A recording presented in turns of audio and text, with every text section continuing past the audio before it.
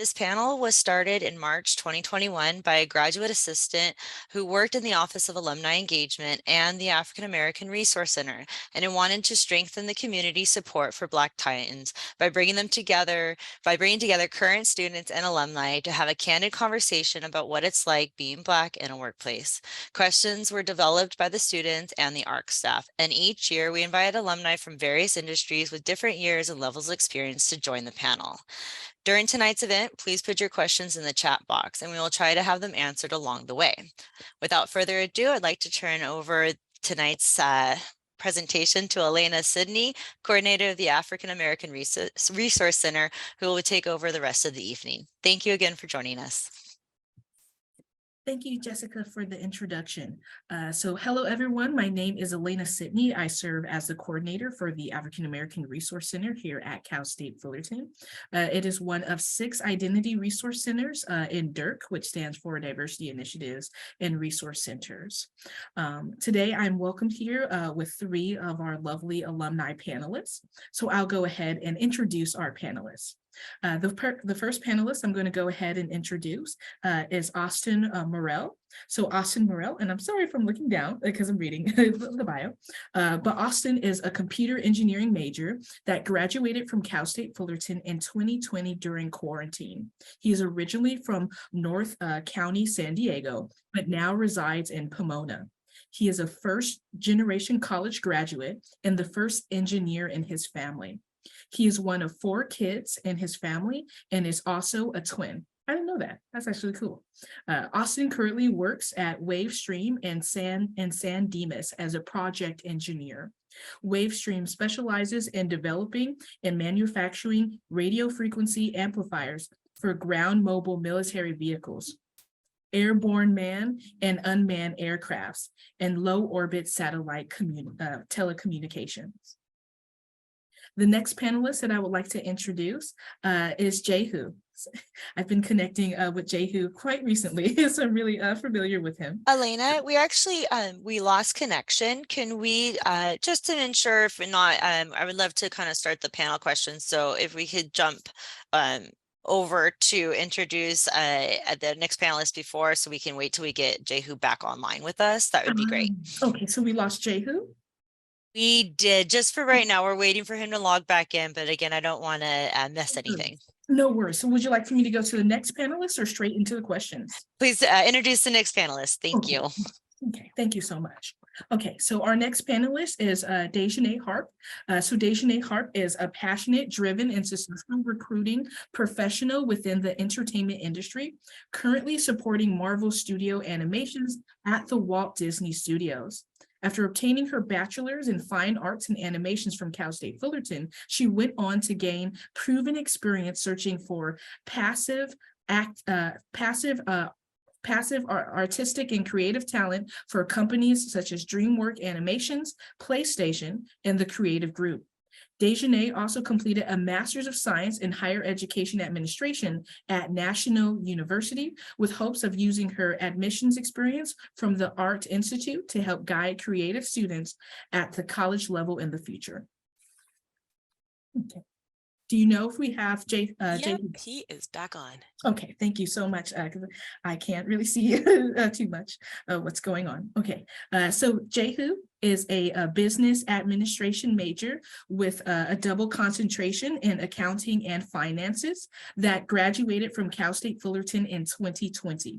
He is an Orange County local and was raised in Costa Mesa, where he also attended Orange Coast College. He is one of 4 siblings in his family, and Jehu currently works at Deloitte in Costa Mesa as an audit and assurance associate. Jehu primarily works with clients in the investment management industry. We'll go ahead and get started with some questions that we have for our wonderful panelists. The first question that I have for you all is, what role does your Black identity play in your daily life? So yes, I'm getting straight into it.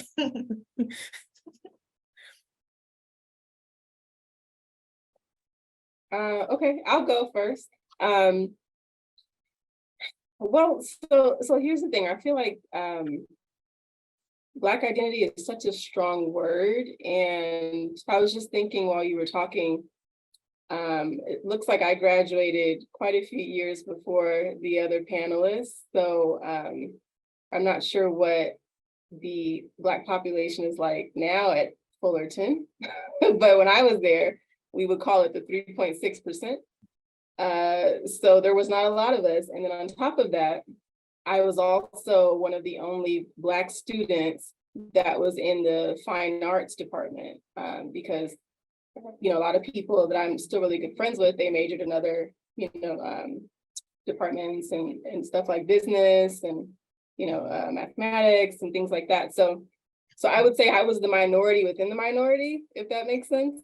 And I took that as a strength. Like I really wanted to say, you know what, I'm gonna be the first Black animator. I'm gonna be, well, the first woman Black animator. I'm gonna be the first person on like an animation team that looks like me. And then I'm gonna pay it forward and I'm gonna bring people in that look like me. Now, even though I'm not an artist, I feel like my formal education helped me understand how to do my job better since I recruit. So for me, I'm a strong advocate for making sure that we have like diverse storytelling and people that are diverse on our teams.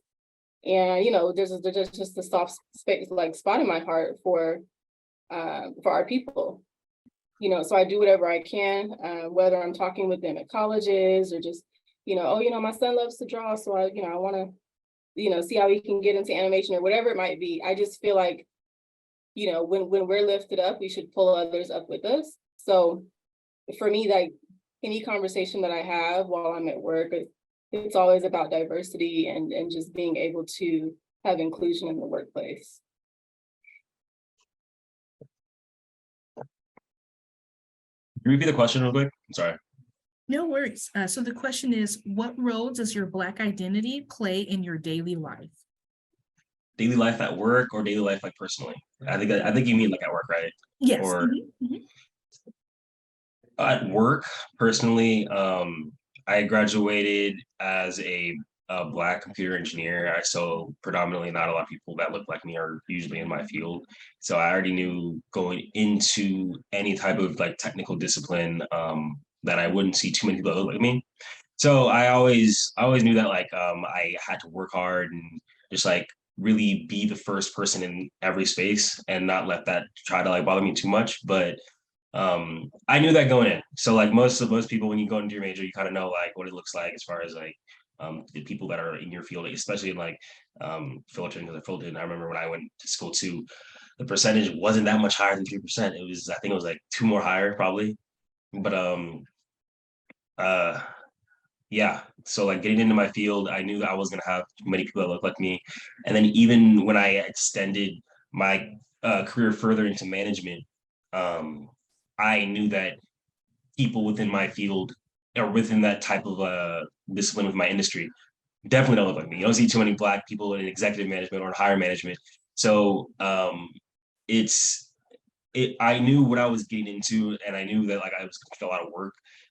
So when I do see people within my field, like whenever I see anybody gets hired, I do respect that like my company shows all the new hires that come in. I always try to introduce myself and tell them like that like they're seen and they're like present and I see them. It's just like that even though like there's not a lot of people that look like us, it just helps them, yeah, feel seen and like there's representation in different aspects of this company because the company I work for is pretty small.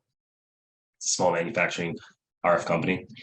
But seeing the people that are like in other like departments that are coming from minorities, it encourages other people. So yeah. I'll go ahead and answer the question. So apologize for my internet connection. It's not the best. So hope it's good enough. So I would say at my company, I work at a very large company where you still don't see a lot of representation, although it is something that is a focus for my firm and within the industry that I'm working in. So I would say that in my office, I was lucky enough to seek out those people that kind of represent my background and similar backgrounds as me. And by kind of seeking those people out, I was able to start to leverage just like that sense of community and feeling more comfortable in the places where there's not a lot of representation, and knowing that there's people that are kind of there with some oversight and some insights as to some of the difficulties that I might face. So that's been a great experience for me in the 6 months I've been working. And similar to the point that Dejanay made, is I think my role now is to start working at getting more people involved and getting more people kind of in the loop of what the firm is looking to do, and connecting people to get into these positions at kind of like these elite companies. So I think it can be a little bit daunting to not like see people that look like me, but just knowing that there are at least some people that I can connect with that can share my experience is something that gives me some assurance. So. Thank you so much for sharing, Jehu. So I did forget to mention earlier that two of our panelists, Jehu and Dejanay, they do have a hard stop at 7 p.m. So at 7 p.m. they will be leaving the panel. So if you did have questions specific to them, please type them in the chat. With that being said, I'll go ahead and move on to our second question. The second question that we have for you today is, how have you dealt with being Black in a predominantly white working space?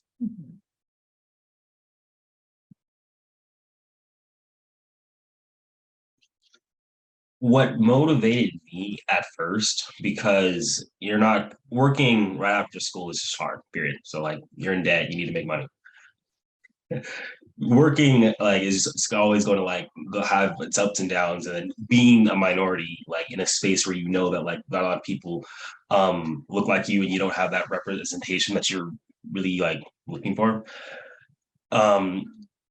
It's always nice to have somebody who kind of motivates you or like is in your corner. So for me personally, what helped me out really early on in my career was having a mentor who was in my industry, was Black, who shared my same ideals and virtues.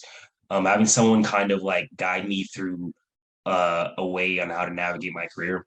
Just someone like see who succeeded, and seeing that like, oh, okay, so he's able to do it. And he kind of like molds me into like a way I want to just like kind of like want to envision myself. That's what really motivated me personally. And what's really interesting was I was able to connect with him a lot through LinkedIn. So I know that this meeting we were able to connect because someone like messaged me on LinkedIn. So that was really convenient. So like, don't downplay LinkedIn. Like it works. Like connecting with people online definitely works. So update your profile. But yeah, finding a mentor, finding someone in your corner, someone older than you, obviously, who's successful. And yeah.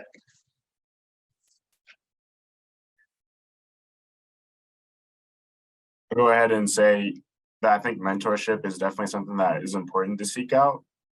And on top of that, having sponsorship. So at my firm, one of the things that we do is we have kind of dinners or meetings where we meet up and we meet with kind of our mentors, and we have a person that sponsors us in the office. And this is kind of a person that we can go to with things that come up to address any issues that happen in the office. As there's like a lot of, as you're in the workplace, you can start to recognize there's a lot of power differences in terms of people that are kind of at the head of what they're doing and they've been there for a very long time. So I think it's important to have those sponsors and those people that you can, speak to if things do come up. And just being able to have those relationships is really important, whether they are someone that kind of identifies with where you're coming from, or if they're not. It's like either way, that's going to be beneficial for you. But yeah, it can get definitely difficult to navigate the conversations. So I would just say that's an experience that I've had. And people are very supportive when you speak up and have a lot of people will have a lot of integrity for the most part.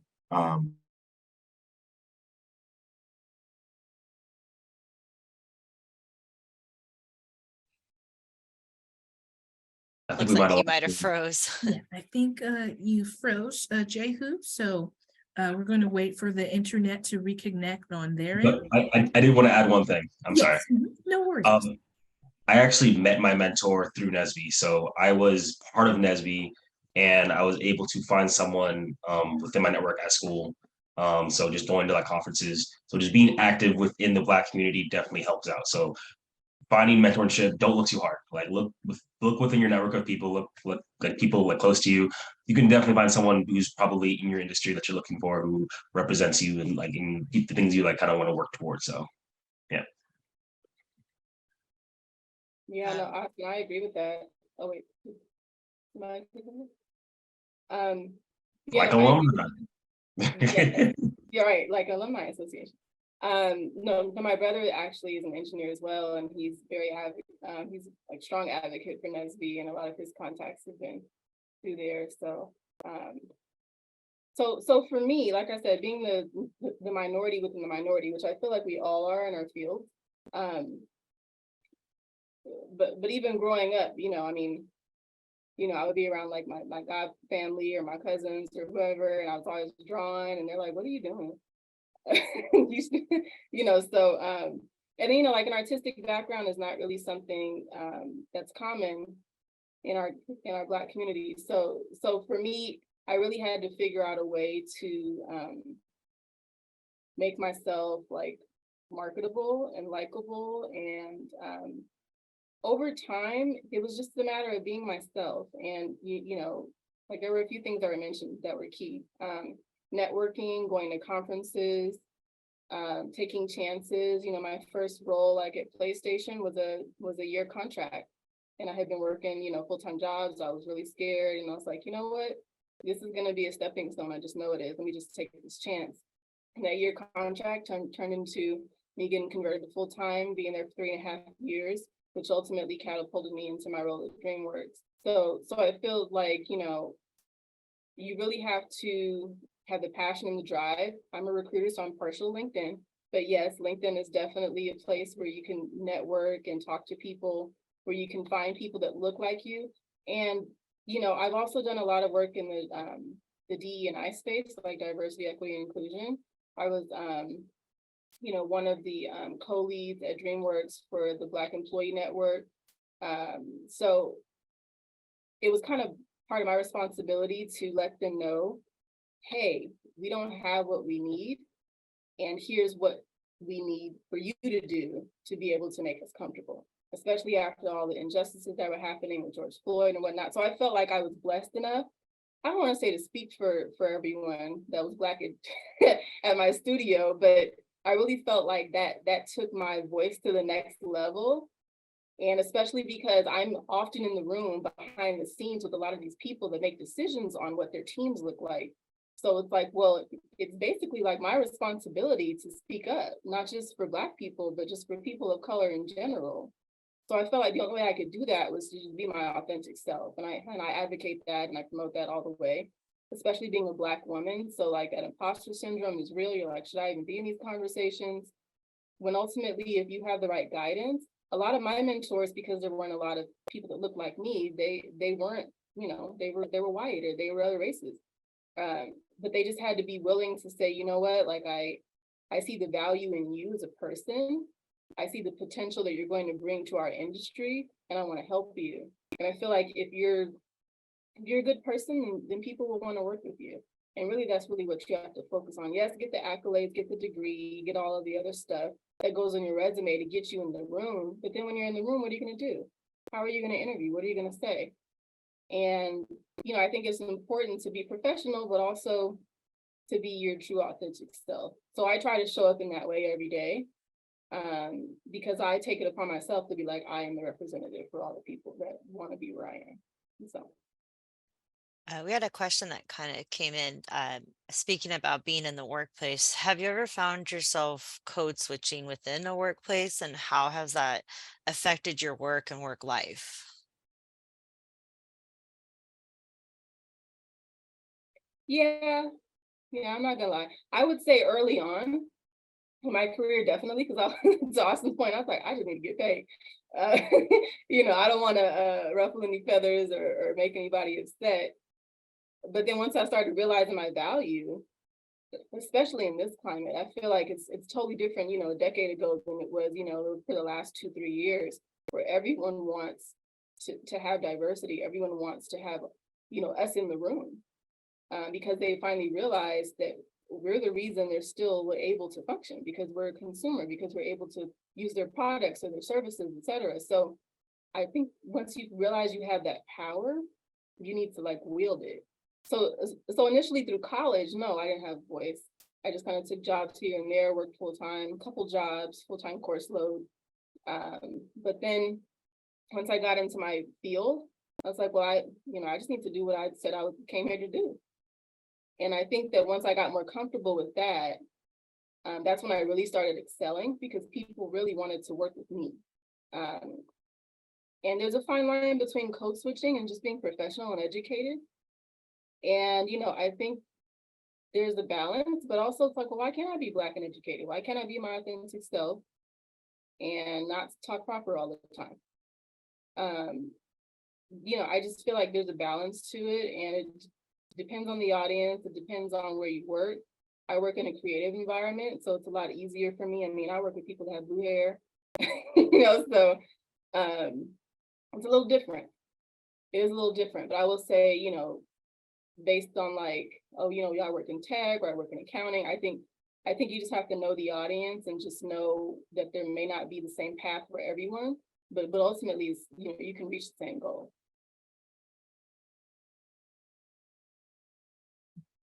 Oh, thank you too so much. I'm going to ask one more question before we get to the second question that was added to the chat.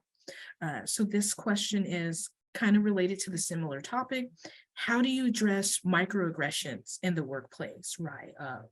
Going back to the code switching and assimilation, but how do you address instance of microaggression at your workplace? That's a really good question. For me personally, since I'm working with a large group of people all the time, I'm always interacting with a lot of people. What I do to kind of like gauge like people's like opinion, because when in management, no one's going to be happy. So everybody's going to express their opinion and want to like voice what they have about anything. So what I try to like get a hold of is just a gauge of like how I'm affecting my environment. I kind of like give out surveys to people within my team and see how I could improve the way I communicate to them, the way I can address them during meetings, the way I can deliver data and information throughout the week to meet our like weekly goals. So just knowing how to optimize your communication within the people within your like environment that's helped me a lot. Not all jobs allow you to do that type of thing. And we're like, hey, like how do you feel about me? Sometimes just having that type of like intentional personal relationship with people within your workspace definitely helps out a lot. But that's how I was able to navigate it personally. Yeah.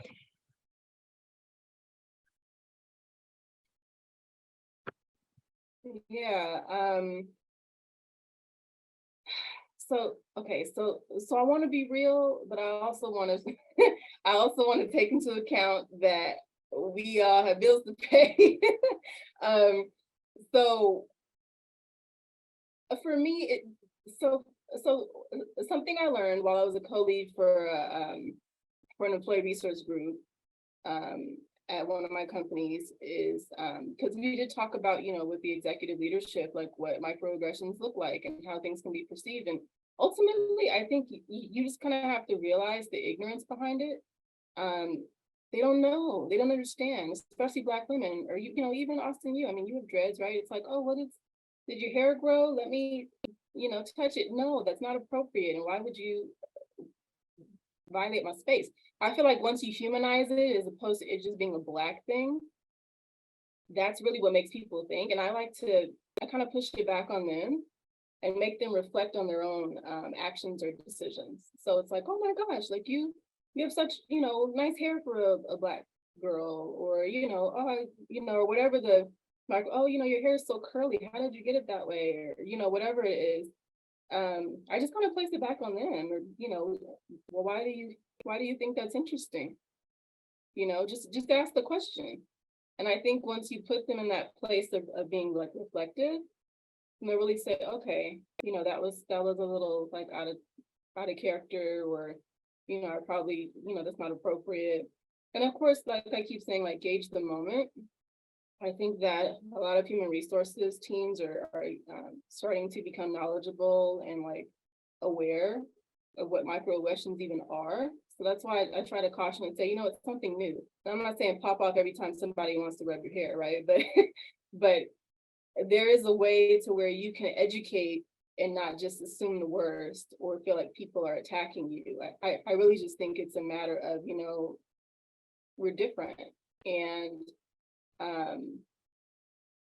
you know, just embrace who you are and make it more of a conversation. Now, is it your responsibility to educate every white person in America about the coily and kinky and what grade of hair you have as a Black woman? No. But I do think there's a time and a place, and I think it's always important for us to handle it with grace and compassion and professionalism, because of course we will be the ones to be looked at as the problem starters and being aggressive and assertive. So, you know, I think that you just have to be self-aware. That's really what it is. I mean, I've called out someone at work and I said, hey, you know, you can't touch a Black woman's hair. And she was so upset. She was like, really like, oh my gosh, I'm so sorry. I didn't know. I just wanted to, you know, and I was joking with her, right? But even that joke was like, oh my gosh, like, you hate me. And I said, no, you know, that's just a thing that we kind of joke about, you know, in our community. So I feel like, you know, if you say things like that, then it makes them more aware, as opposed to, you know, just pacifying the behavior. I would actually like to echo that, because I think educating people through the process of actually understanding how to communicate to them is very important, because I've been the person where I've actually stepped into a situation where I've heard something about someone had said something that I didn't like because they were talking about another Black person in the company, and I was just like, well, I feel like you kind of are pressing that person, and it was like in a public space. So I've been in situations where like I've voiced my opinion about something and I've almost gotten written up for it. So I do encourage people sometimes do step in when you truly feel like when you feel like um anything in the workspace is kind of like pressing against your values, or how you're being represented in your workspace. Please just like share your opinion to HR, to anybody. But always watch the way you communicate, watch the way you come off, because that does affect how you work with those people. Because I've also been on the back end of like my manager saying, Austin, you're kind of hot. Like, I get what you're saying and you're right in that situation, but you're hot. And I was like, yeah. So Thank you so much for sharing your wisdom. You know, I resonate with that question and your responses a lot, right? It's moment to moment, right? Even if it's the same microaggression, depending on when it's happening and where it's happening, how you might choose to respond, whether it's straightforward or maybe whether it's just going to HR or confronting and maybe having a one-on-one with that person, right? How you go about that moment might change. So thank y'all for sharing and being real in that moment. I did want to get to one question in the chat. It was asked by the ARC Watch Party. And this is for you all to recall on your college days. But this question says, did you get discouraged in college being the only Black person in class? And how did you navigate pushing through that?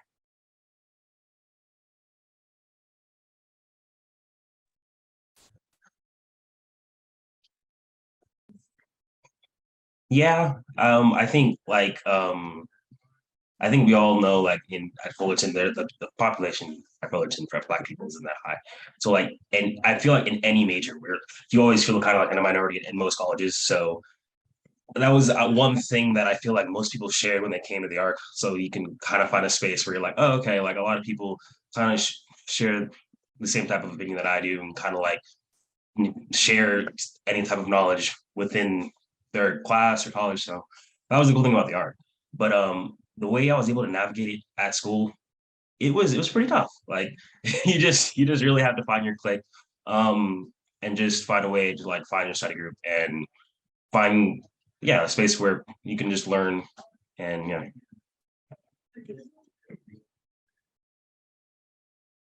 Yeah, I would agree with Austin. I mean, even though I was the only Black person that was in, you know, almost, I think there was one other person, which I'm actually still in contact with. That's the funny part too. I see him at conferences all the time, but, and we even did an internship together, ironically. But I mean, ultimately, I feel like we are the minority just anywhere we go, especially the more senior we become. So I think college is a good environment to just get used to that feeling and use it as a source of strength as opposed to weakness or doubt or insecurity.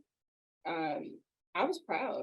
I was like, you know what, I'm up in here with all these people and I'm drawing and I'm doing my thing and I'm keeping my GPA up and I'm still, you know, going to the ARC and you know, joining other clubs, and you know, this is all working full time and you know, like adulting, as they call it. So, but yeah, I mean, it does get discouraging because, you know, that imposter syndrome sets in and you start to wonder, like, you know, am I worthy of even being here?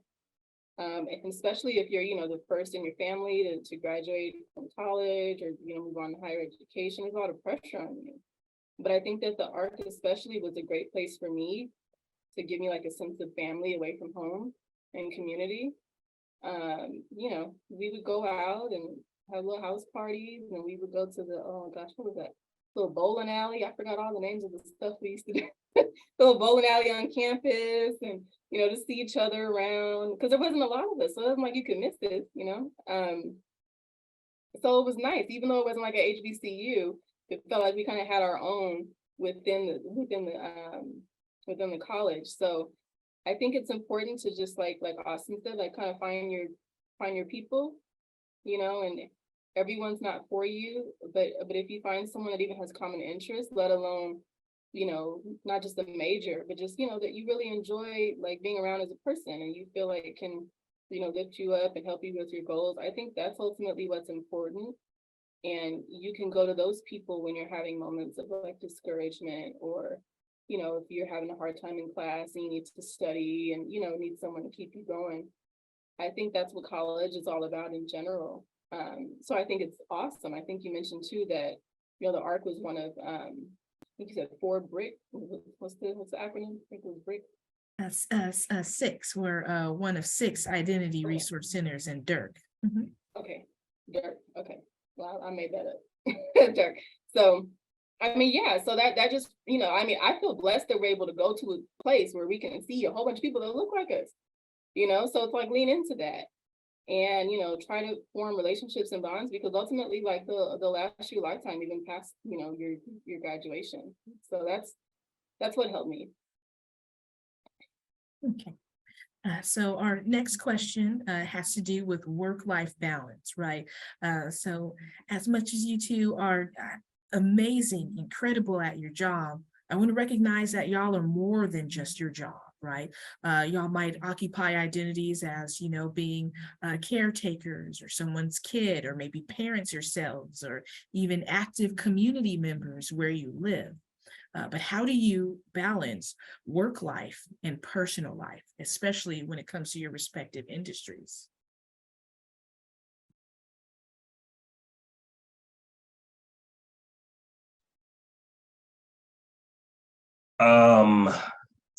I would say the way I manage it is, first of all, just be on time for work and just put in all the time and effort you can in at while you're at work. But once that you clock out, then just focus on everything you have to just do at home. Don't take any of your work at home if you don't have to. Try not to do that, because just taking work home, it's just horrible. I just try to focus as hard as you can at work, put everything you can into it. If you work from home, then I guess that's just you. But and you kind of like try to navigate that between your environment around you. But having time management is so important when you get out of school. Like when you're in school, everything kind of happens like automatically. Like you're part of the schedule. Like you have to navigate through all of these classes. Everything's kind of arranged for you, so you already know what you're doing before you do it. But when you're managing yourself, like when you're adulting, you like optimizing the time in between when you work and when you want to find time to uh, do self-care, do things for yourself, invest in your family, friends, your faith, anything personal. That is so important. Like, like if you don't have a calendar app or anything where you like allocate time to certain things when you do, if you don't think that's important right now, when you after college, just do it. That it helps you so much. Put time into their calendar, put time into things that you want to invest in, because outside of work, that's the type of person you really are. Work is it's time consuming and you get paid for it, and that's great. But yeah, try to be really good at time management outside of college. 'Cause college is easy and you can relax, you can goof off, do all the things you want. But after that, like if you want to like make money, you have to like really focus. So yeah.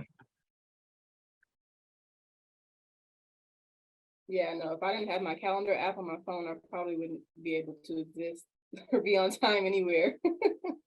Um, so interestingly enough, since the pandemic, I've been working remotely from home. So, and I love it. Some people, they, I think going into the office helps them stay like organized and on schedule.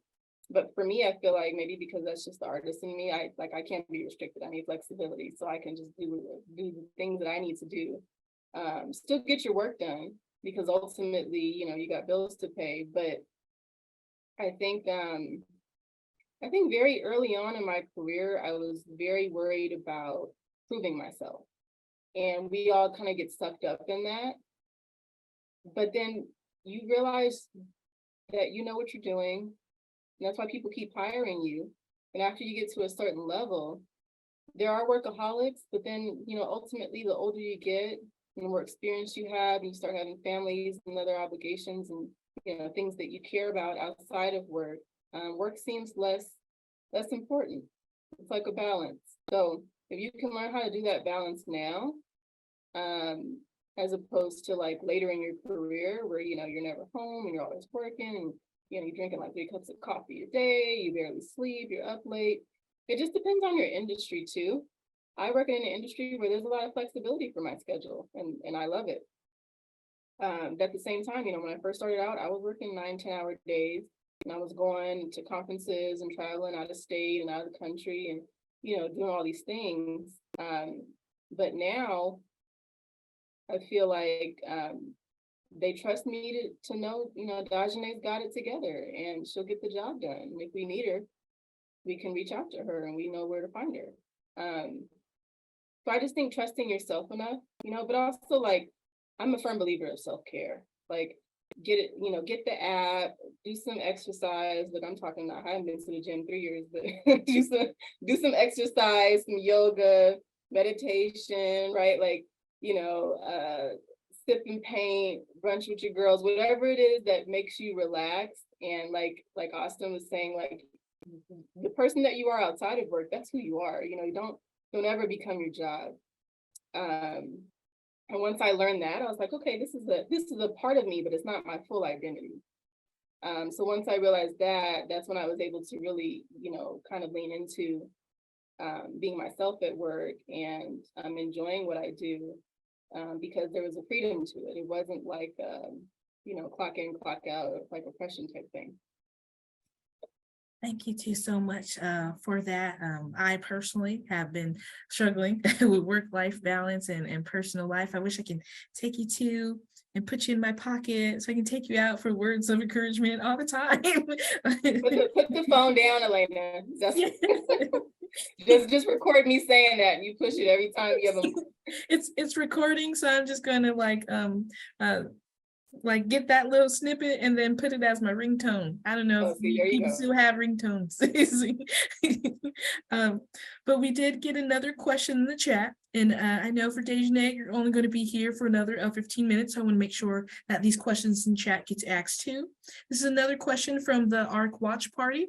So the ARC Watch Party consists of maybe 10 to 15 students who are in the ARC viewing this panel live. Their question is, did you have post-grad depression?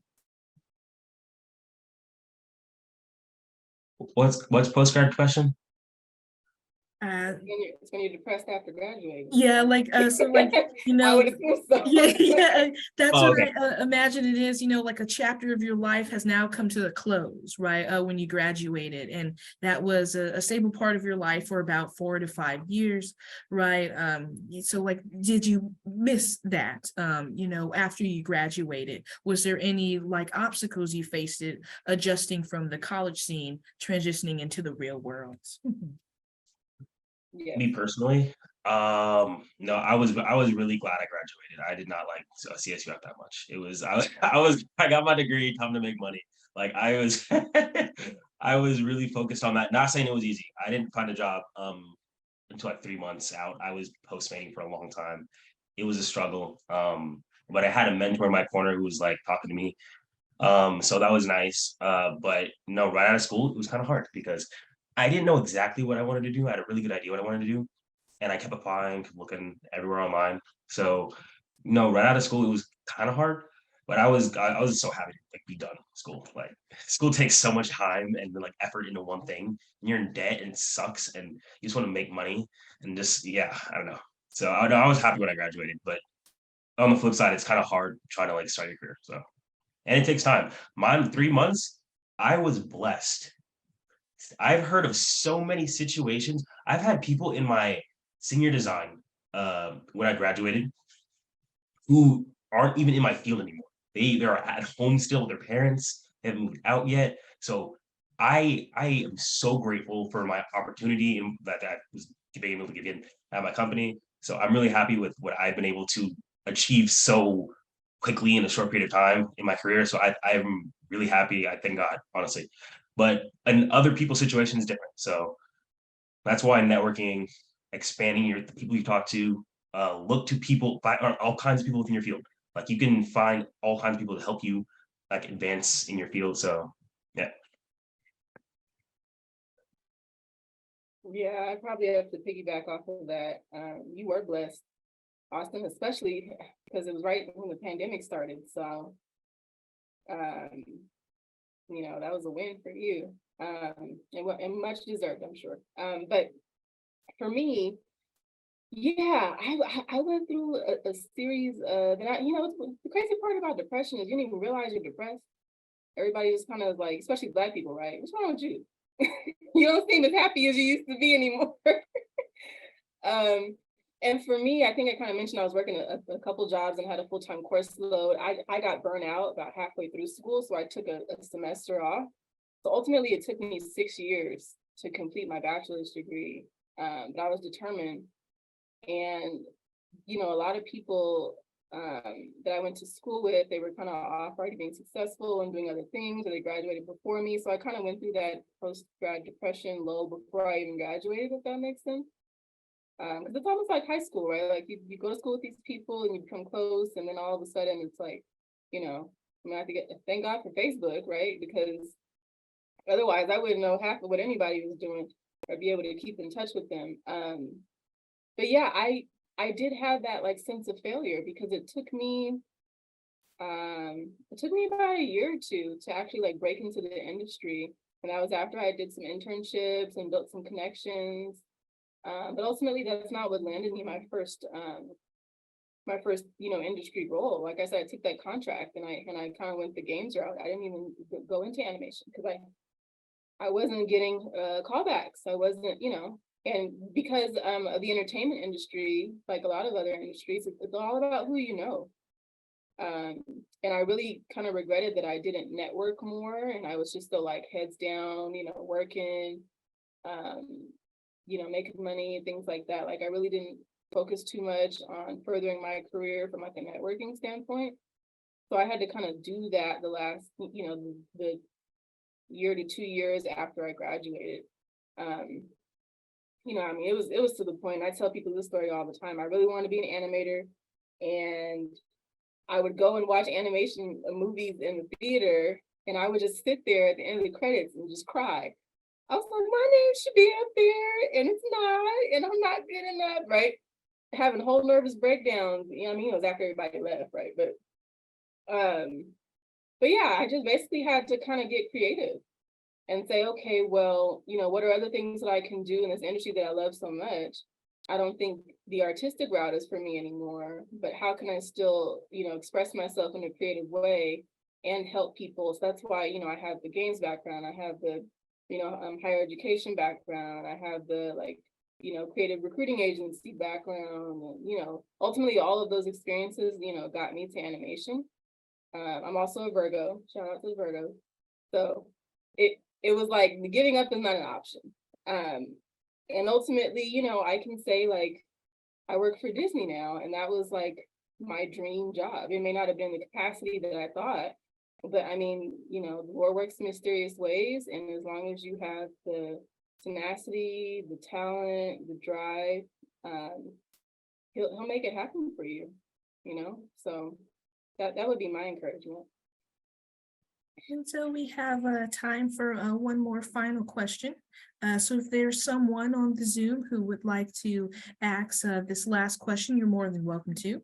But if not, I have a question that relates a little bit back to the previous one. So I'm just going to give a couple of seconds for someone if they want to take the last question to be asked. But if not, I'll go ahead and ask mine. Okay, and I'm done waiting. But the last question is, looking at your experience when first applying to jobs, what is one piece of advice you would give to folks on the job hunt? So is it something about how to determine whether a job is the right fit for you? How do you get into a profession? Maybe what are some red flags about jobs, especially for someone newly entering the workforce? But what's one piece of advice you would give to folks on a job hunt? The one piece of advice I would probably give people is the way you navigate your network. Not necessarily networking, because everybody thinks like, oh, I'm gonna talk to some people, I'm gonna contact. That's not, I guess that's networking, but there's different ways to network. Right out of school, I feel like a lot of the ways like people, college graduates usually network is they do more transactional type of like communications between people, where it's like, hey, I'm a college graduate, I want to get paid. And it's like, oh, okay, we're looking for people who are animators, engineers, musicians, or whatever that's one, you know what I'm saying? And that's the way you like gauge that type of like interrelationship, right? When you are further in your career, you kind of like network a little bit differently. You aren't always looking for like advancements in your careers at different points in time. You're always just looking for just people within your industry to just use as references to possibly expand your knowledge. If you want to just get into a different industry or just expand your learning. Because like when I graduated, I had a technical degree in computer engineering. Computer engineering is like a combination of electrical engineering and software. So you learn a little bit of coding, and then I can also, if I wanted to, I could possibly go into electrical engineering, right? So I like a lot of avenues, but I didn't even do anything technical. I ended up going into management. So, but I learned the way I wanted to navigate my career because I was able to interact with the right people at the right time, and I was looking for those type of relationships. So right out of school, when you're like networking with people, don't always feel like you always have to like ask them, hey, do you have a job? Like, do you have a job opening? Actually be intentional on how they were able to get to where they are in their career. Look for people that you aspire to be, and say like, hey, how did you become a manager, or how did you become an animator for Disney? Like, you know what I'm saying? Like, ask them like, oh, okay, you got a certification this way. You're able to get this extra extension of learning through this night classes you took at some like community college. Like, you learn so much more when you're able to just interact with different people within your network. Use LinkedIn. It does work. I'm telling you, it does work. Just try to engage with other people. So don't always look for transactional type of like dialogue between people when you're networking. But when you are looking for a job and you feel confident about yourself, push your thing, you know what I'm saying? Like, say like, yeah, I deserve this because I know I'm worth it, you know what I'm saying? So that's my piece of advice. So it's interesting for me because since I'm a recruiter, a lot of what I do is very transactional. And people always ask me, well, how should I go about reaching out to recruiters? And how should I, like, what's too much? And what's right? And I always tell them, like, don't be annoying, like, don't be a pest. But at the end of the day, like, they know why you're reaching out. I don't think it's something that you need to necessarily broadcast. Be authentic, be yourself, but also state your purpose, because as people that have jobs, and you know, especially like folks that are recruiters, like we get those types of messages, we get hit all the time. And now as people are becoming more savvy on LinkedIn, you know, people that aren't recruiters are getting hit up all the time. So it's important to, like I said, state your name, your cause, maybe do a little bit of research about the company. I've had so many people like, oh my gosh, I would love to work for Google.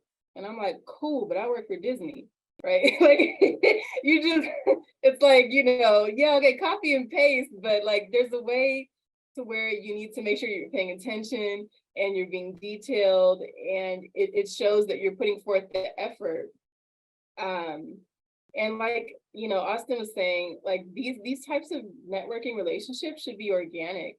You know, you wanting a job is ultimately the elephant in the room, like everybody knows it. But I think it's a little bit of a turnoff when you're just like, so how can I get this job? No, but I want to talk about the job. How can you help me get the job? And really, it's just about you networking with the person, and it's relationship building. And so, you know what? So-and-so was really cool. Like, you know, they seem really talented, super bright individual. You know, you want to leave them with the impression of you to where they walk away and say, I wouldn't mind interacting with that person again. That's ultimately what it's about. And then, you know, you wait a little bit and then you shoot your shot, right? Like, and you're confident in that. There's so many people where they just, you know, being humble is something that will get you so far. It's like, hey, I don't know what I'm doing, but I do know what I want to do. I noticed that you're successful at it. So would you mind if I was able to shadow you, or is there any advice that you can give me? And, you know, I'm looking for a mentor, and I always tell people like mentorships is a two-way street. Because you don't want to be that, like, you know, annoying person where it's like, you're my mentor, right? And they're like, weirdo. You know, so you want to make sure that like the person that you want to mentor you has the capacity to be a good mentor and really teach you the things that you need to know to get far in your success. But yeah, that would be my suggestion. But yes, LinkedIn. I was just telling somebody the other day, LinkedIn is your digital resume, and you can do so much more. You can give recommendations on there, people that you've worked with. You can link to your projects, and you can do all kinds of stuff. And then, you know, the more connections you have, you know, that gives you more opportunity to meet more people, join more orgs. I mean, there's so much connectivity. If you're on Instagram, TikTok, and Snapchat all the time, and I'm saying Snapchat, I don't even have one. But if you're on these social media sites all the time, treat LinkedIn as such, but just use it as a site for your career advancement. You know, like that's really what it is. It's a tool. So that would be my advice. Thank you too so much. Jessica, I believe you wanted to do a photo. Yeah. I know you want to do the photo because of your hard stop, Dictionary. I think I saw, I mean, I have a couple minutes. I just can't stay till 8, but I think I saw some more questions. So I'm happy to stay a little bit. We did have a few more questions that came in, but we would love to just grab a group photo. So I kindly ask if everyone could turn their camera on real quick. And that way we can get a giant photo of everyone who joined us today. I promise you it's going to be a fun one. So go ahead and turn your cameras on and smile for us. Nope. Oh, I say that and I don't even turn mine on. That's embarrassing. All right, here we go, guys. 1, 2, and 3. All right, thank you so much for that. And then, yeah, there were a few more questions coming in. Sorry, I'm gonna get the watch party up so we can take a picture with everyone. Yay! Okay, there it is. Whoa.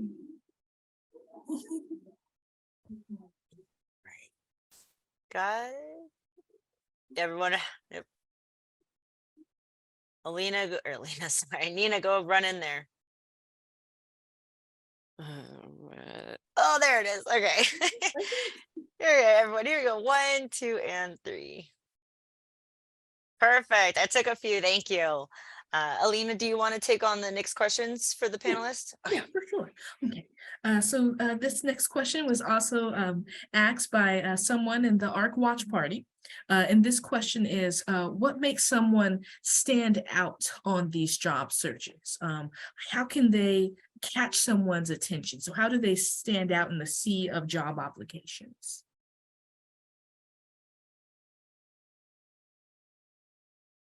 I'm sorry, was that a question for both of us or me or? Yeah, I think you need a little more about that than I would. Like, tell us, Austin, what do you think? So I always tell people it depends on what you're applying for. With the roles that I recruit for, they're very creative. So if you don't have a portfolio right away, it's not gonna happen. But like, for example, I recruited for technical positions before. Now, do you have to like have an example of like your source code and all kinds of other stuff? Depending on the job, maybe, but usually, I mean, probably not. But I would say what stands out to me overall, as far as like a good resume, is formatting, which means like how your sections are divided up, you know, making sure that it's simple and easy to read. There's no grammatical, spelling errors, etc., things like that. But also like for new grads, I always recommend that because you don't have a lot of work experience, if you have internships or something like that, include that experience first on your resume, anything that's relevant to the job that you're applying for, and then have a separate section for like your projects or your thesis or whatever it is that you've like been a part of, like as far as extracurricular, as well as another section for like clubs and orgs and things like that. But also like for like entry-level folks, I always say to include like a statement of purpose at the top, because it may not always be apparent to who's looking at your resume what you're interested in. And a lot of times because you don't have experience, you're not all the way qualified, or you may be willing to look into another industry that's not related to the degree that you obtained. So I think it's important to kind of state your purpose. I always get the question about cover letters. I personally don't read them, but I have had situations where I've supported hiring managers and they're like, we get 1,000 applicants for this internship role. So we want to make sure that the person that we hire is passionate, that they've done some things that show, how they want to grow in the industry. So I think a cover letter is a good opportunity to kind of show a little bit of your personality and why they should choose you as a candidate. And of course, read the job description. If it says, cover letter needs to be included, then cover letter needs to be included. don't go around, don't skip and try to do shortcuts, because that will be the first, that's part of this first test right there. It's like, do they listen well? Do they read? But that and yeah, just like networking, orgs, special projects outside of school, all of these things kind of show what your interests are and what you're well-rounded and passionate about. And then the rest of the experience, it's really just a matter of making sure it's organized and complete. I always recommend no more than like 4 to 6 bullet points. And even in your resume, don't get bullet points. Okay, so make sure that your verbiage, your verb tense is correct. So if it's an old job, you use like worked instead of worked, right? Because you don't work there anymore. If it's current, then you include the current verb tense, but also make your resume about accolades, accomplishments, and metrics to where you've made an impact in your role. Don't necessarily say what your job duties are, because you can copy and paste that from a job description. But if you say, oh, well, in this role, I did X, Y, and Z, which ultimately aided in this, this, and this for this project, then that really paints a picture as to like how you are able to operate in a professional environment and in a team capacity. So metrics are always nice, right? Like, and you could even fluff it up a little bit. I know it's recording, but like, still, say you did 10 projects, it's okay to put 15. What they gonna do? They're not gonna call your job and be like, dude, did I do 15 projects? No, but make sure that you you know, if it's a number that is high enough to where it shows that you're able to handle like high volume or be able to like multitask, like all of these things that you kind of do naturally, include that stuff in your resume. It's just a matter of how you word it. So to me, those are things that stand out.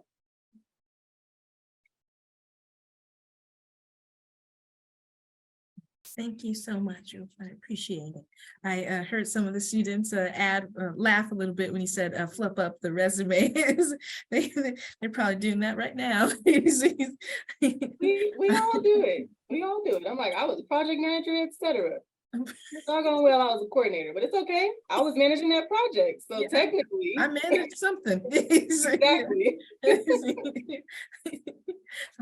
But you know, if you two still have some time, I do have a few more questions. Maybe I can ask maybe one or two questions. So another question that I have is, do you feel like you are able to talk with your boss and be transparent with your job? Me personally, yes, because I'm a very intentional person. I'm pretty forward about a lot of the things that I want to achieve. I'm pretty goal oriented, so that's just my personality. But I feel like if anybody is shy or have like trouble talking to their boss, um, then yeah, try to gauge a network of people within your industry or like within the space that you're like influence.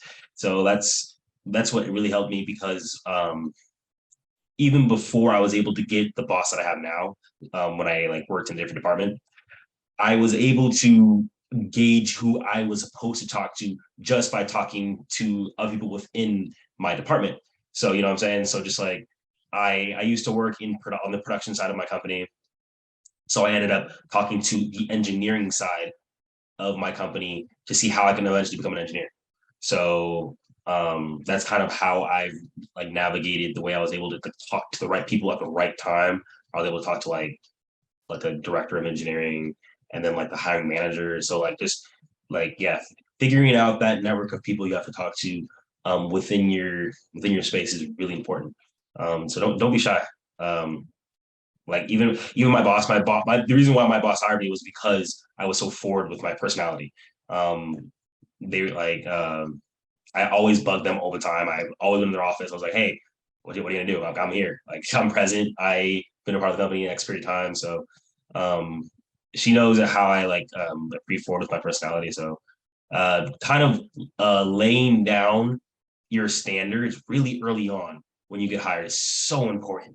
The way you talk to your manager, the way you want to be talked to, the way you want to like be treated in your space is so important because if you don't set that standard first, like up front, like you're gonna be like, I hate this place. Like man, I thought I like it here. Like the salary, all these benefits, like, and your boss will tell you how the work environment is. They'll be upfront. They'll be like, okay, like breaks aren't that long.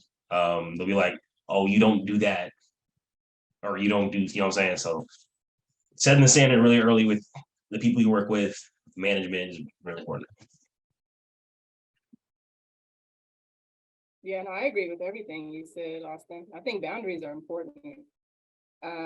Once I went through a few jobs with some managers that I didn't like, I said, okay, I think this conversation, because that's what it is, right? Like, especially when you're interviewing, like, okay, yeah, you want to get the job, but you also want to make sure that it's a good fit for you and what your needs are with whatever it is that's going on in your life. So keeping those things in mind, but also like setting those standards, because sometimes they'll try it. And I think once they realize that you're not the one to be tried, they'll respect you more, you know?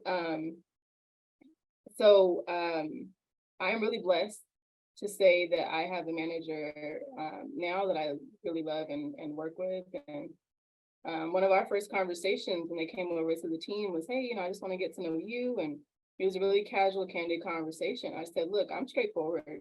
I need you to keep it real with me. That's all I ask. He said, okay, I can do that. Never had a problem. 2 years, 2 years later. So, because I've been in some environments where, you know, it was a little sugar coating and it was a little tiptoe around, and but that wasn't really allowing me to get constructive feedback and be really effective at what I do. So that doesn't work for me. Micromanaging doesn't work for me. I need you to trust me. That's why you hired me, to do the job. So I think all of those things are really key. And some of those things are earned, right? Ultimately, your manager still has a job to do. But I think it's important to remember that you're at the end of the day, you're an employee, but first you're a person. And if you don't like the people that you work with, or, you know, who your manager is, then it's going to affect how you work. So to go into each job with that mindset and say, can I work with this person? Because you spend more time at work than you spend at home or doing anything else in your life. So just making, you know, like being intentional about those decisions and those working relationships is key. I also wanted to add on to that. I feel like getting out of college, the first thing you want to do is just focus on getting the job. But finding a boss that you like is so important.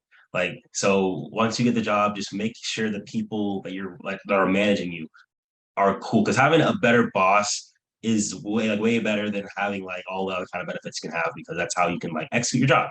You know what I'm saying? So I agree. Thank you too. I appreciate it. Kind of piggybacking off of that question too. What does the office culture look like? Like, what are the missions, values, the diversity of the people you work with look like, and do you feel supported in your office at your current role now?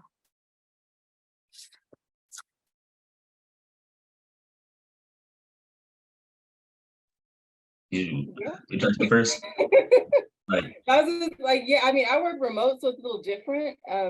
Especially because I'm a creative, like my job, a lot of it was like getting that, you know, getting that like inspiration from like artwork on the walls and going and talking to the artists and the teams and seeing what they're working on. And, you know, like, so that was a hard transition for me. When I became like fully remote, was like having that like collaborative kind of environment. But we had to find other ways to do that virtually. So whether that's like more Zooms or just connecting like in chats, or you know, just last week I had a tea. We go have tea, right? With my DreamWorks people. And I haven't worked with them in over 2 years. But it's because of the relationships that, you know, you build, and you have to like be intentional about that stuff. Even like now, especially, I feel like now I have to be more intentional about those relationships because I'm not in the office every day or working remote. The team that I support is not in the office every day. So it was definitely a shift for me. But I do feel like making sure that the mission and core values of the company are aligned with what yours are is a huge piece of it. And it's not just like, oh, you know, we love everybody, but it's like, no, you really have to like see it in action and really feel like you're being a part of a bigger picture with the way they treat their employees. It has a lot to do with your manager. My team is very diverse. We hire diverse people. So it's just part of, I guess, my world. So when I don't see it, I notice it right away. So I would say, like, you know, when you apply for these jobs, look at their mission statement, look at their core statement. When you interview, make sure you ask them about it. Make sure you ask them this exact question. You know, how are these things carried out in your day-to-day, you know, positions in the office or the teams that you work with, et cetera. And honestly, they'll be very impressed, and that'll really tell you if it's somewhere that you want to work. And if there can be some perceivable like concerns, you know, down the line.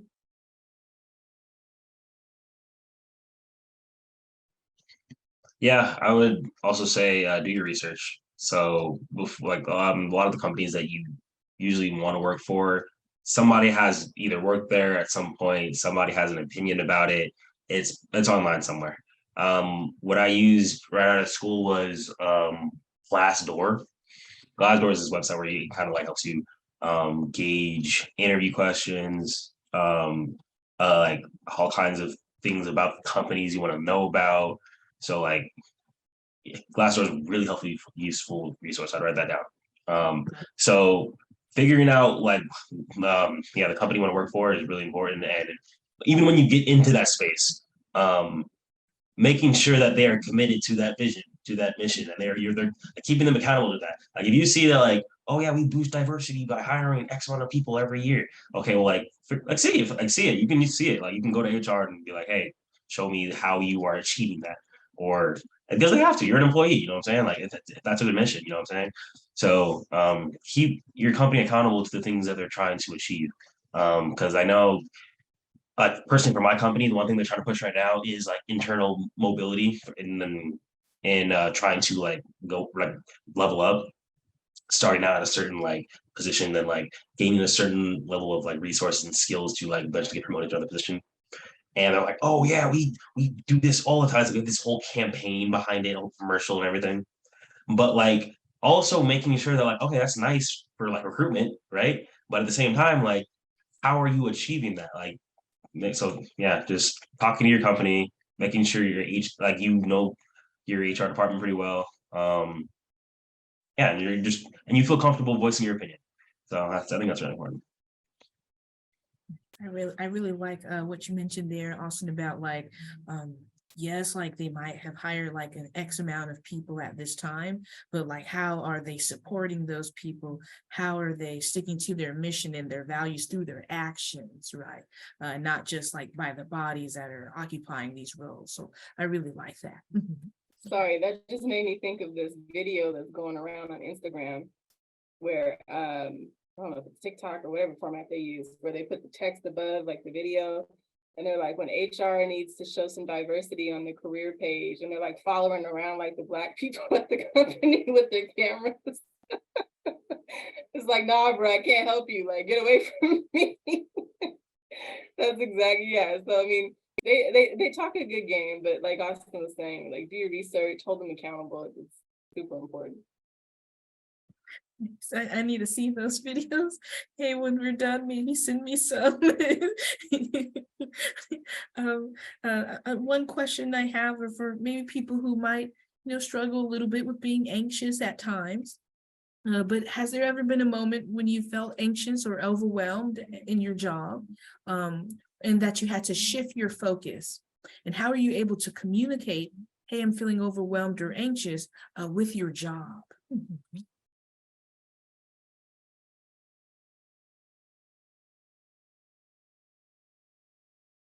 Yeah, I feel like I dealt with a lot of anxiety in college, to the point to where it would even like develop into a panic attack, and I didn't even know I was having one. But that was just because I had so many juggling like priorities, and it just became overwhelming. So I was able to like identify that early on, and then realize what that looks like for me. And like everybody has different triggers. So I think first it's about like knowing yourself and knowing what environment you're able to thrive in and which ones you're able to, navigate better. But if you work in super toxic environments, just know that your anxiety is going to be through the roof all the time. So, if you're having these conversations with your boss every day, it's probably not the best place for you to work. Self-care is key, right? Like, they'll rehire somebody else in a second if you drop dead tomorrow. So don't put too much into that job because they can move on, but you cannot. And I'm a firm believer of that. But I think that goes back to the question of like being comfortable with your manager and having people that you work with that you trust, and being able to feel supported. Like sometimes if I'm going through too much, I'll tell my coworker, hey, like I got a lot going on, I gotta do this and do that. And thankfully, like I have a really great team so that, hey, how can I support you? What can I do to help? Okay, I'll take this, you take that. I think like that collaboration thing comes into play. But if you're like an individual contributor and a lot of your role kind of sits on you and you have a small team, then I think it still goes back to the basics, right? Of like time management or making sure that you're practicing self-care outside of work so that you can have that balance. And again, it's just like a matter of like self-awareness. I'm a strong proponent of therapy. I think that we should all do it at some point in our lives, even if you feel like everything's fine, because it's okay to feel certain ways and talk to other people and try to figure out the best version of you and what that looks like, and how you're able to thrive. You want to set yourself up for success. And I think that any manager that really like cares about your success at the company will understand that. And it's not about crying wolf and you're anxious, 24 hours of the day. And some people are, right? Which goes back to my plug on therapy. And there's other ways that we can manage that. But if you have outside factors affecting your ability to do your job, and you're not comfortable enough to share that with your manager, then that's a problem. Because it's life and it happens. And ultimately, like I said, it's a job. It's not who you are. So my suggestion is to be able to talk to people around you, whether it's HR. Most companies have resources where you can, like for employees, where you can talk to someone, or get help, or even say, hey, you know what, I understand I have these deadlines. I can commit to X, Y, and Z at this point. And you don't have to share your personal business. It's not about that. It's just basically stating what your limitations are with your manager. I think if you can get candid with them, then that's the first step, like developing that relationship to where you feel comfortable enough to go to them with that, and they're able to adjust and say, okay, I can extend this deadline for you. Okay, well, so-and-so can cover this portion of the project and you do X, Y, and Z. There are ways, if you have a good manager, where they can adapt to whatever it is you're going through. So yeah. That's my sense, my 2 cents. Yeah, I would agree. Just finding people within your environment at work who you can just talk to, and really express yourself, because that, for me personally, that's helped me whenever I've had to like talk to a situation where working with an individual at work can be very difficult, and just sharing that with another person at work kind of relates to you is really nice. Like I remember when I first got hired, the one black guy who was in production knew that I had got hired and said, "Hey man, how you doing?" He was, "Hey, I'm watching."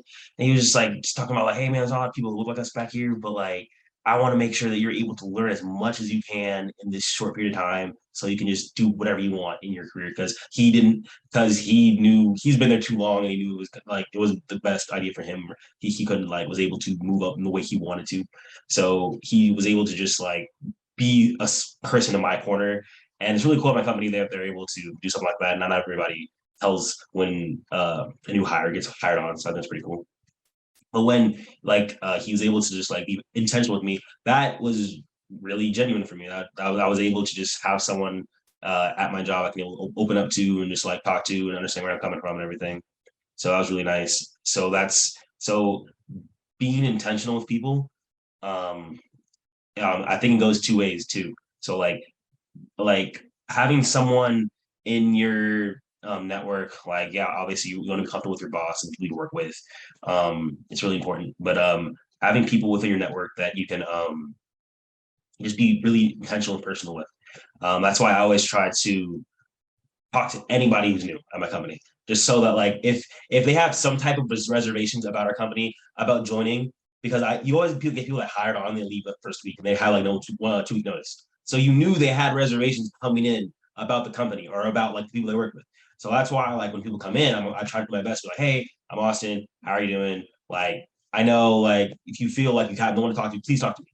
Please get to know me. We can have lunch, I'll take you out, do something. I want you to feel comfortable here. So if people you don't like, you can try to like me. You don't have to like me. So and not everybody is emotionally available for that. So I'm not saying that you have to be that type of person, but just being intentional with people within your workspace is so important. So yeah.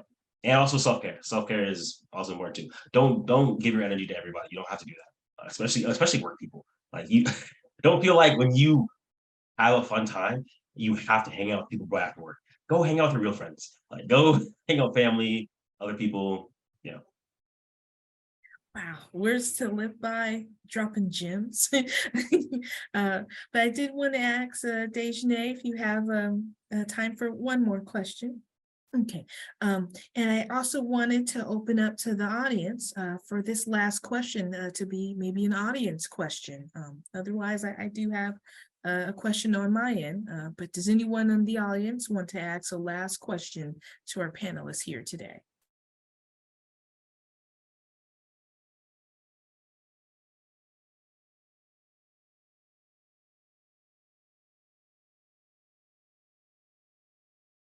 There's no questions coming in. So I guess I'll go ahead and do the last question that I have, which is, what are some ways that you make sure that you are heard in meeting spaces where you're the only Black person in the meeting? So what are some ways that you kind of make sure that your ideas are taken seriously and in consideration in these meeting spaces when you're the only one who looks like you?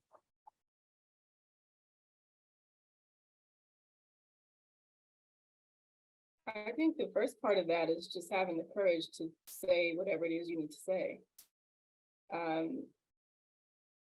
been in meetings where I was like, I don't know if I have anything to contribute, so I'll be quiet. But then I've been in other situations where I'm like, oh, I'm gonna say something, you know? And I think that as long as it's appropriate and professional and constructive, then go for it. And it's okay to not agree. And like I said, you know, these companies, they are paying money for people like us. They're paying us. They even created a whole job so we could hire more people that look like us. So they want our opinions. They're figuring out what that looks like.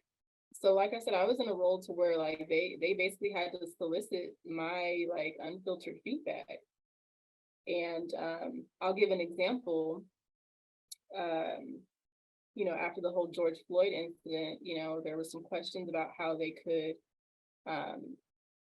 you know, really relate to the Black community at the company and some things that they could do to make all people of color feel heard. And I kind of had to check it at that point and say, look, is this about Black people or just about all people? Because there's a difference. And a lot of times we get lumped up into, you know, Asian or Latino or whatever, and that's fine. We all have our gripes and our concerns. There's injustices all over the place. But if you want to know about Black people, if that's what you want to get back to, then I can help you with that. And that's what you told me you needed. And sometimes it's just about like holding them accountable. And it's oh, because, you know, in a way, it's almost like, okay, well, it feels like you're undermining my trauma and my authority and how I feel about what's happened. And while I do care about other people's and their opinions, that's not what it's about right now. And just them being able to hear that, it made a huge difference with like how they move forward. Because I'm a firm believer, so I don't ask the question if you don't want the answer. My grandmama told me that, right? So, you know, like, so it's like, okay, y'all want to ask the questions? I'm gonna give it to you. And I made it my mission. I was like, oh no, you're gonna get all of this. You know, and it's like, I try to keep it professional, but sometimes, you know, you gotta just, you know, act, never mind. But anyway, so I say that to say, never be afraid of your voice, because it could possibly be the most powerful in the room. And think of it as if you say nothing, and you don't contribute, then you have a missed opportunity for those that wish they could be in your seat.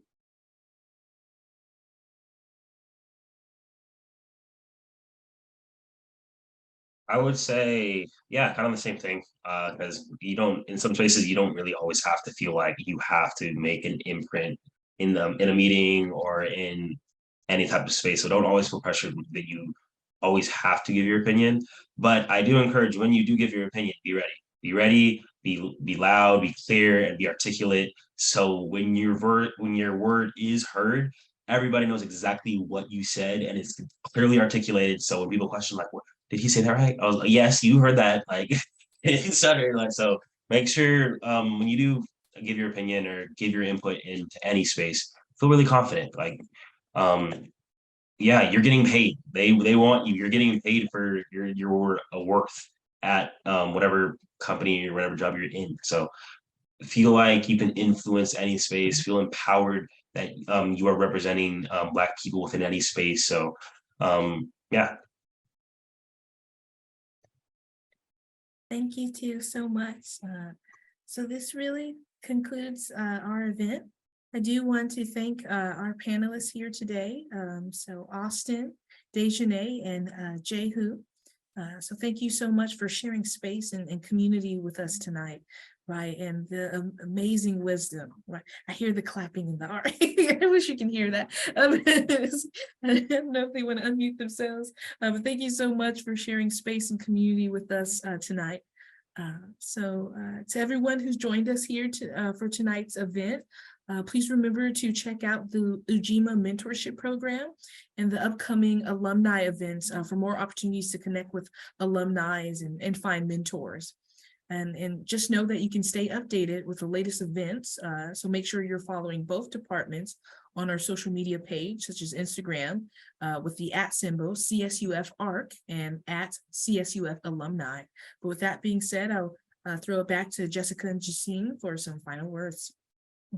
Thank you No. for having us. Yeah, no final words. Thank you so much for everyone joining us.